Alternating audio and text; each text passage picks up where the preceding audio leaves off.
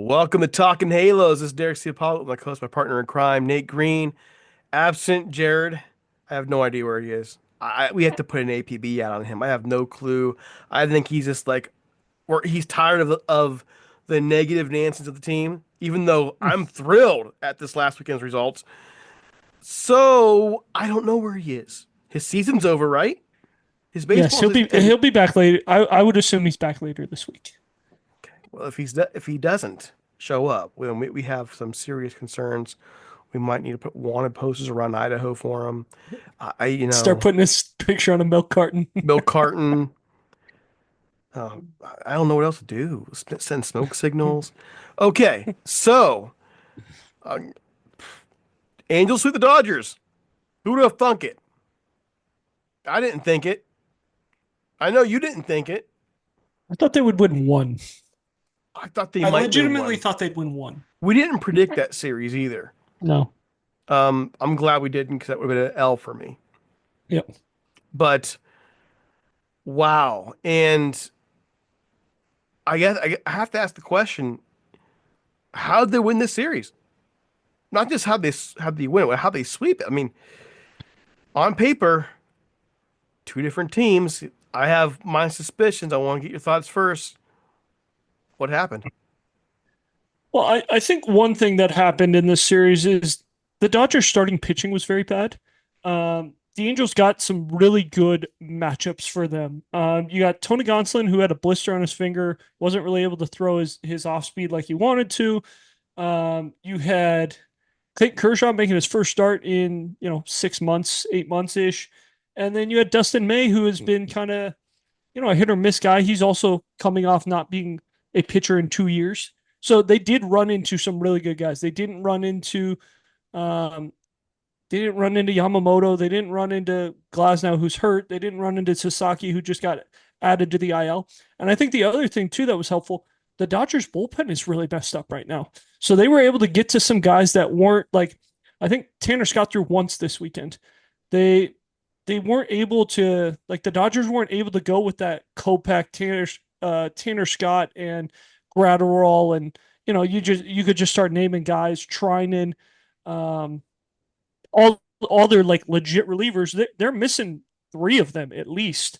So that was the big thing for the Angels, is they were able to get to the starting pitchers early enough to make the Dodgers use that weak bullpen that they have right now. And I don't know. I think it just kind of was one of those things. And then I think the other thing too, no one wants to admit this, but I do think the Dodgers do not like playing the Angels. Like, the Angels do well against the Dodgers, no matter what the Dodgers' record are. I know this is the first three-game sweep in a long time, but what 2010. nobody wants to admit in Major League Baseball, MLB.com, all their stupid Instagram posts and stuff like that. Anytime Shohei Ohtani sneezes, they've got it on Instagram saying this is the best sneeze of all time. But um, they don't want to admit that the Angels and Dodgers have been playing two-game series for most of the last 10 years. Like, they don't play too many three-game series because the way the schedule was set up, it was Angels always play the Dodgers, and it's always a two-game series, two at the Angels, two at the Dodgers. Hmm. So it hasn't been one of those things where it's like, oh, hey, this is the first time the Angels have swept a three-game series since 2019. It's like, no, they really haven't played three-game series. I think I looked a couple of years back. The Angels were 4-0 against the Dodgers. They won both series. They swept both series. It was just the three games is what the big deal was to Major League, to MLB.com and all that, was because they haven't really played three-game series until the last 2 years. So I was excited. Anytime you can beat the Dodgers, that was a good one. And Ohtani was kept relatively quiet in the series, except for one of his meaningless home runs that he loves to hit. So I think those were the two really cool things for the Angels, where he made the last out of Game 3, was 0 for 5, I believe, in 0 for Game 6 2. in game 0 two. for 6, yes, 0 for 6 in Game 2, and then yeah, big deal. He hits the homer down 4-1 in the eighth, which is the Ohtani special. Like, hey, we need a homer when we're down, two. He had a shot to tie the game at one point in Game 3, and I believe he had a shot to tie it in Game 2, and he was out on. He struck out or grounded out in one of them, struck out in the other one, and you're just going, man, like, this is awesome. So a lot of fun parts to this series, and I don't know, it was just one of those really fun weekends. A couple of things I just want to note too about this series. Like, the Angels outpitched the Dodgers, but their bullpen wasn't all that much better. It was the starting pitching. I mean, it just kept them in the game. For a better part of the three games, even Tyler Anderson keeping it within reason in game two, which was 11-9. In game two, the Angels bullpen gave up 5 runs. Yep. It was killing. So it wasn't like the Angels bullpen was good in this series. They were just a tiny bit better than the Dodgers bullpen, which was an absolute train wreck. Um, and I kind of want to poke at Tony Gonsolin too. Why on, I mean, yes, a blister. Dead skin is what they're calling it. Dead skin. You're going to go ahead and pick dead skin right before you pitch. And I have to question your thinking here, dude. Let's go ahead and pick at before you pitch. How do you think that's going to turn out? Blister. Good job there, killer. I mean, just not the best day in Tony Gonsolin's baseball history, that's for sure. If you're gonna pick it, I would have waited, or I would have had a pro go do it before you mess with it. But there you go. Overall, uh, who really stood out to you in this series from the hitter standpoint? I mean, I thought Lugo had a really, really good series. There were some big hits he had. Taylor Ward, I think, was the other guy that came to mind. I think um, he had two homers, I believe, and it seemed like he hit some homers that were impactful. He hit them early, or to extend a lead, not necessarily like, oh, hey, the Angels are down 9-3, he hit the homer to make it 9-5. Like he didn't really do that. It was like, hey, the Angels are tied 0-0. He hits or they're up 1-0. He hits the homer to make it 3-0. Um, so I liked what Taylor Ward did. I thought Lugo was pretty good as well, especially the first two games. Um, so yeah, those were the two guys for me that came to mind off the top of my head, just without even digging into numbers. For me, I loved the way Matthew Lugo played the series. Yeah. I thought Zach Neto did a great job as well. So Oh you yeah. already mentioned Taylor Ward. I one warning sign. Kyron Paris played in only Yep. one game. He's hitting 193. It's only a matter of time now before they send him down. I would not be surprised if before the game tonight he's sent down. Wouldn't be I surprised. think whenever Trout comes back, he's the guy that goes down. Well, they're It's already. time for him to go down. It's time for him to go down. And I love Kyron Parrish. I think I was on the show saying like he needs to play. Like we need to find out if he can play. Um, but now he's struggling. He's not playing every day. Send him down, get him some playing time down there, see if he can retool his swing and get going again. Because for the first couple of weeks of the year, he was really fun to watch. He was great, and It, what he was the first couple of the weeks is probably unrealistic. But I think what he is right now is also unrealistic. I think there needs to be a little bit of a middleman of like, hey, maybe he's a 250 hitter, 260 hitter. He'll hit some bombs. Maybe he hits 15 homers. Can play really good defense all over the yard and kind of be the Luis Rengifo replacement, where it's like, hey, he might not play the same position every day, but he'll play 5 days a week and hit about 250 ish with some juice. Like that would be awesome. But him hitting yeah, 400 or 350 with the homers is probably unrealistic, and him hitting 086 or whatever it is the last couple of weeks is probably unrealistic as well. it's he. Baseball is a chess game. It just is, and you come up. You have that advantage on pitchers. They haven't seen you yet, and eventually they get a little bit of film on you, and they learn how to pitch you, and that's what's happened with him. Now he's go back to the drawing board and check the swings, see how they're pitching them, and that's why a lot of times you see rookies come up, struggle their first few weeks. Come up, do well, then struggle, go well, and send them down, so on and so forth. It's You're right. There's probably a middle ground there. Now, a couple of things concern me still. 15 strikeouts on Friday. Hmm. Yep. 15. It wasn't too bad on Saturday, 8 yesterday, but 14 left on base. There's still those things about this roster that kind of kind of annoy you. But I mean, guys, they just swept the Dodgers. That's a win. And Yep. so congratulations to the team for doing that. I know the Dodgers didn't have the world's best series with Oakland. And speaking of Oakland, that's where we're gonna go next. Let's talk about them after a word from our sponsor. All right, so Oakland series. We're catching Oakland at the right time. They've lost five in a row. Athletics. Sorry, Athletics. They're probably going to get upset at you. Did you see that John Miller kept calling them Oakland throughout the whole The series? the whole Giants, everyone was calling him Oakland. There was I forget who it was. I think it was Wilmer Flores was doing it too. Like everyone was just piling on. I mean, I'm never not going to see them as the Oakland Athletics. I'm That's never fair. not. I mean, they've been to me the chief rival in the American League West for as for me, I've been a fan for almost 40 years. Like they've always been that one team that you've always are kind of like the measuring stick in the AL Mhm. West. I'm always going to know them as the Oakland A's. Yep. So I'm not doing it on purpose. I wasn't. I think John Miller was doing it on purpose. I wasn't doing that I on think purpose. I think the first time it was an accident, and then someone told him, and he was like, "No, I'm just gonna make it even worse," and just I'm kept going. I'm gonna troll the life out of them. I didn't do that on purpose. To me, it's still an adjustment for me. Just and by the way, just calling them the Athletics these next couple of years is It's so stupid. weird. Yeah. I mean, just call them the Las Vegas Athletics. That get people. Yeah. I mean, that's where they're going, right? And I Yep. still have doubts that ballpark ever happens in Las Vegas. I really do.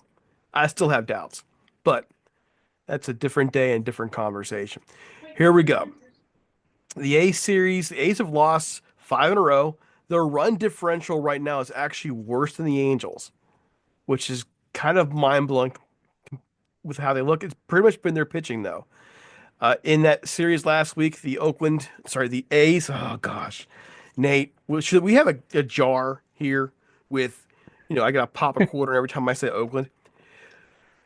Last week, 19 runs to the Dodgers, 12 runs to the Yankees, 10 runs to the Yankees. Okay, we'll go 10 days. Last 10 days, 7 runs to the Yankees, 9 runs to the Giants. So their pitching has been a major problem. Hitting wise, they're slumping as well. But they're back home at their field, which is a AAA ballpark with those dimensions. They should be fine. What are you expecting here? A four-game set. How do you feel about this series? Uh, the one nice thing that I mentioned with the Toronto series, there have been with the home runs and the Angels, there have been a lot of homers hit in this ballpark. The ball has flown really well here. So that does help. That's kind of what helped the Angels beat the Dodgers as well. O'Hoppe's homers, Neto's homers, Ward's homers, Lugo's homers. Like you go through and it was like, hey, they won because they hit a bunch of homers. Like that was big. And that could be very similar to this series as well. Oakland, the way the ballpark's been playing and everything, it will be. I think the Angels will hit a bunch of homers.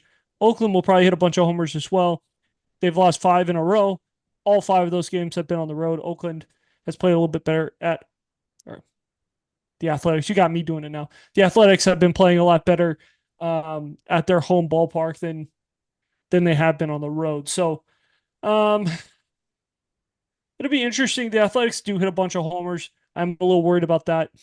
I think it's going to be a split. Honestly, I think that's kind of what I see. That's a terrible. I know people are going to be like, "Oh, whoop de doo! You just Uh, swept the Dodgers, and now you're going to go split with the Athletics." But like, that's what I'm really expecting because I think the Athletics have some good young pieces, and you're going to see one of them. Gunnar Hoglund's going to start one of the games, and I loved him at Ole Miss, and I think he has a shot to pitch really really well. And just with what the Angels are going to run out there, they're going to run out there some fly ball pitchers, and oh, like that's we well. mentioned, the Athletics are going to hit some homers. So, let's look at the matchups here. I mean, and by the way, I'm thinking split as well. I should have gone first, so people don't think that I was just copying off of you. Um, first game, Jose Soriano, JT Ginn, 2-4 for Soriano with 3.46 ERA. JT Ginn 1-1, 4.61 ERA. Again, ERAs in Sacramento are going to bloat things a bit. Ask Luis Severino about that. Just want to point that out. Tomorrow night's matchup: Kyle Hendricks, Gunnar Hoglund. Um, I'm going to call Oakland for that one, by the way. Yes, that was the one where I was for sure picking the Athletics. I love Gunnar Hoglund. He's looked good early. Um, big piece, big piece in the Matt Chapman trade, I believe. And he's pitched well in his early goings. So game three, Jack Heinowitz versus JP Sears. JP Sears got destroyed his last matchup out. I expect him to bounce back though. He's pitched really well this year, even at Sacramento. 3.31 ERA. I'm gonna call. I don't know how to call this one, man. I don't like the matchups for this series. I'm starting to rethink my prediction. And the Thursday final game of the series, Tyler Anderson versus Luis Severino. 2-1 versus 1-4.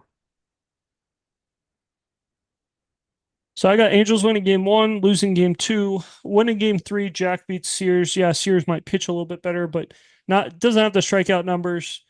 He'll give up some homers. That should be a good. And the Angels are pretty right-handed, so that should be a good matchup for the Angels. Severino, I think Severino will pitch good against the Angels. Tyler Anderson in that ballpark is very scary, especially in an afternoon game. That Yep. ball is going to fly. So I got the Angels winning game one and three, losing two and four. I said the Athletics have played better at home. They have not won games at home. They've scored more runs at home than they have on the road, um, from what it looks like. So that's what I meant when I say they played better. I actually don't think the starting pitching is going to matter much in this series. I think it's going to come down to bullpens. I don't the pitching matchups in this one, except for I think the A's have a clear advantage on Wednesday with JP Sears. Yeah. I do think that. So I think that's the one game I'm going to pencil in. Well, Hogland. So I think 1-4 for the Angels, 2-3 for the A's. I think Hendricks gets destroyed tomorrow, man. I hope I'm wrong. I think Hendricks is going to get annihilated out there. That ballpark is not for him. Yeah. But I think we're going He'll to see a be easy lot to of get the ball bullpen. in the air too. Yeah, we're going to see a lot of bullpen action this week. I think you're right. I think a lot of Probably home so. runs. So should we keep a home run tab? Like, add a little to. Over over under 20 homers in the series. That's 5 homers a game. We're going to go that high?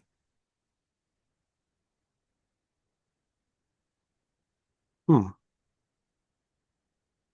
We got a friendly wager here. We Gentlemen's a agreement. gentleman's agreement. What's the stakes though? I don't know. I just was looking, and the Athletics have given up 60 homers on the year. The Angels have given up 63. Um, the Angels have hit 65. The Athletics have hit 58. So they both have hit a lot of homers and given up a lot of homers, both in the top 10 in both those categories. So This is I going don't to be a know. fun I mean, series look if at you like offensive baseball. Hmm. yes, should be. Well, no, let me correct myself. If you like home run baseball, because doesn't mean it's going to be good offensive baseball. Yeah, it could be a bunch of strikeouts, a bunch of Yeah. homers. Oh, geez. 20 seems too much. No, this is the series for it. Okay, over under. Which one are you taking? Uh, Or do you want to give a I different thought number? that up to you. You make the final call. I'm going to give a different number. Okay. 18. 18. 18. I would take the over. I honestly thought 20 was like kind of the like perfect number. I think there'll be a bunch of homers in this series. All right, fine. I'm taking the under, but not Eh, by much. It's going to be like eh, 17. yeah. Okay, but what's the end? Like somebody have to wear some kind of shirt in the show or something like that, or if they lose? Uh, Somebody has to be as positive as Jared for a whole show. No. uh, I have to spend, or you have to spend the show being more positive than Jared. okay. Okay. I don't And you know if have to that's smile. possible. We'll figure it out. It's impossible. Cheer. All right, guys. Oh There you man. go. We're Um, expecting a lot of home runs this series. I'll try this out by game time. Sorry we're late. Under the weather this weekend, so didn't get it out yesterday. In the meantime, again, congratulations I do on have this. one more thing though Oh, before you you go. do? Yes, I just want to say, really, really bad job by Major League Baseball this weekend. You make it out to be this rivalry weekend. Let's have some trophies or something. All right, let's make this a little bit more fun instead of like, hey, you're playing a team close to you, and we're gonna call this rivalry weekend, whether you guys are rivals or not. Like, I would have assumed that Yankees Red Sox is more of a rivalry than Yankees Mets, but that's just me. You know, you could have gone Angels Dodgers, you could have gone Dodgers Giants. Like, there are so many different ways that you could have gone about this, but like, I think one of the fun things about college football is when they get to hold up the trophy after winning the game, like the big rivalry game. If you're gonna call it rivalry weekend, like start that tradition. Make it a little bit more fun. Make it a little bit more passionate rather than like, all right, cool, we won the game, move on. Like the Angel fans were pumped, but like the Angel players, it was like winning another game. And like if you're gonna go out to make it such a big weekend, like do something for it. I mean, what can you do that will get the players into it? I mean, I thought the Yankee Met series was actually a really good series. No, it was, but for me, So rivalry in my mind, just Yankees Red Sox. But I people was get fine with tired of Yankees Yankees Red Mets. Sox though. I Absolutely. mean, I mean, I enjoy a good rivalry, but I get tired. I mean, but and you since you brought one more thing up, I got one more I'm thing sorry. too I'm sorry. because we haven't had a podcast since this happened, and I want your thoughts. Pete Rose. I know this is not Angels, but we're baseball fans. We love baseball here. Pete Rose gets posthumously removed from the lifetime ban list. Do you think? Well, one, do you think that was a bit sus by Major League Baseball? One, and two, will he finally get into the Hall of Fame? Um, I'm gonna cop out with this answer, so I apologize.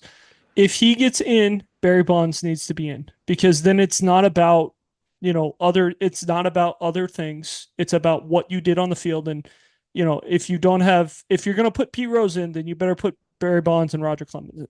That's my first thing. Second thing, I would like more. I would like all the evidence. We don't have as much evidence as Major League Baseball does. I would hope. I would like to know everything. Did he ever bet on his own team to lose? Did he ever bet on just things like that. I want to He know always more bet about on the Reds. according to sources, but does Major League Baseball know that? Is there something else that Major League Baseball knows that we don't, where it's like, hey, he did bet against the Reds, one time or whatever it is.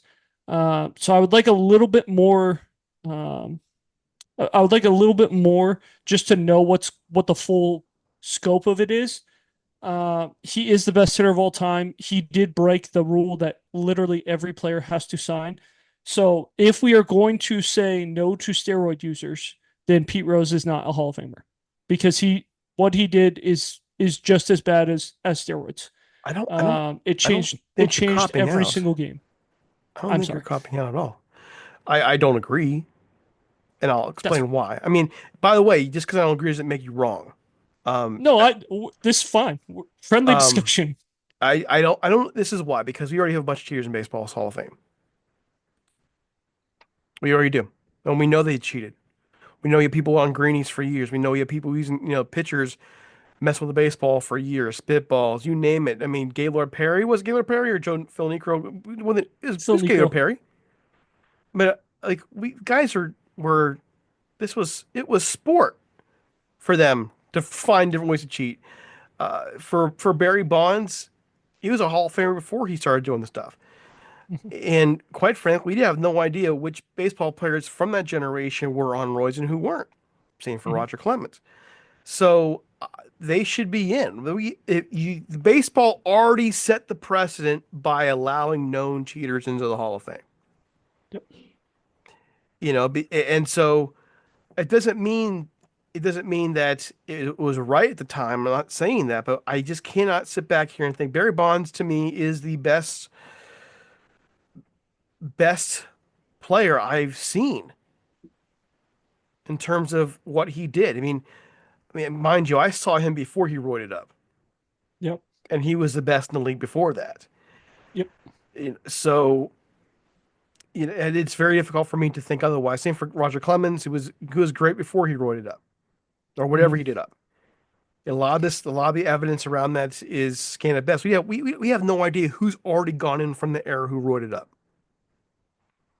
Ortiz was a first ballot Hall of Famer, and he was on roids according to some of the reports. So like we've already blurred the line between like, oh, we like David Ortiz as a person, we don't like Barry Bonds as a person, so we're gonna let David Ortiz in and forgive his mistakes, but we're not gonna forgive Barry Bonds' mistakes because we don't like him as much. And by the So way, like, pitchers of all shapes and sizes were roiding up too. A lot of yep, them just weren't very good to begin with, and the roids didn't do much to help them. yep, We call it the steroid era for a reason.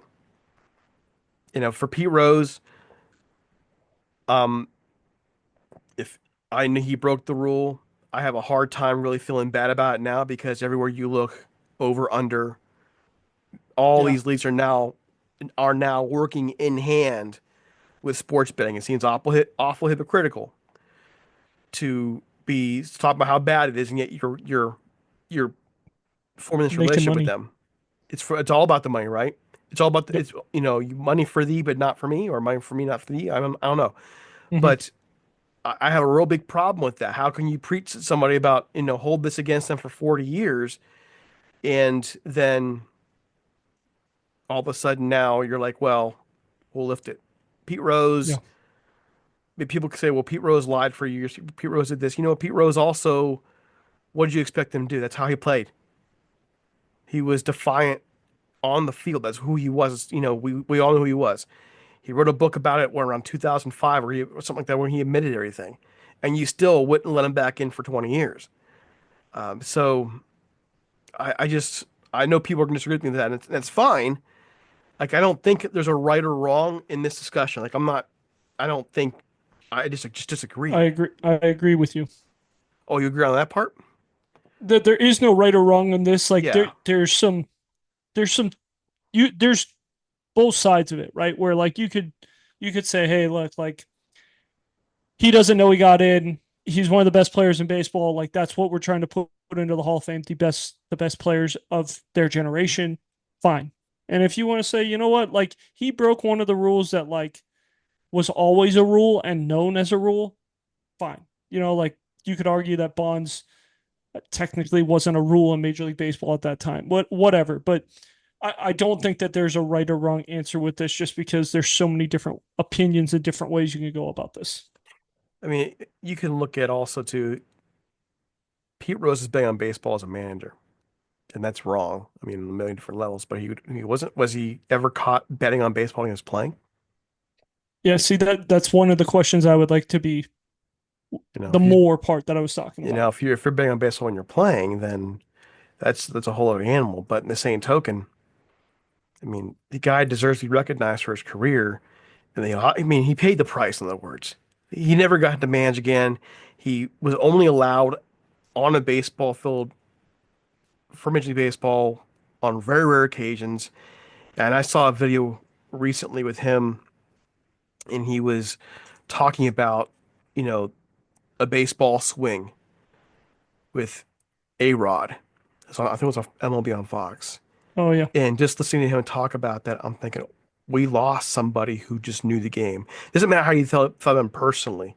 You could think it was the biggest jerk in the world, but when you got that man talking about baseball, we lost a great mind when he was taken from the game. When they Yep. banned him, we lost a great mind.